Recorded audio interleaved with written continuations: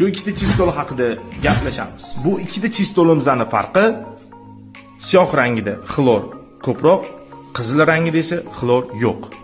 Qizil rangini ochib ko'ramiz, qanaqa ekan. Qizil rangni hidi juda shirin hid kelyapti. Xo'p, mayda puturga o'xshagan.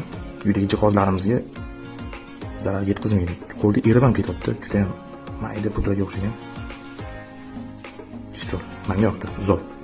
Ikkinchi chistolni ochib ko'ramiz. Buni rangi voh, xlor ko'proq.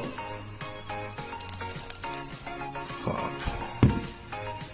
Buni bu ham mayda, lekin xlori boriga sal qattiq nimalari bor ekan. Ozgina qattiq, lekin ular ham qo'lda erib ketyapti.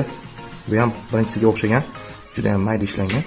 Lekin buni xlori ko'proq bo'lganiga, buni hidiga nisbatan ozgina xlori hidi ko'p.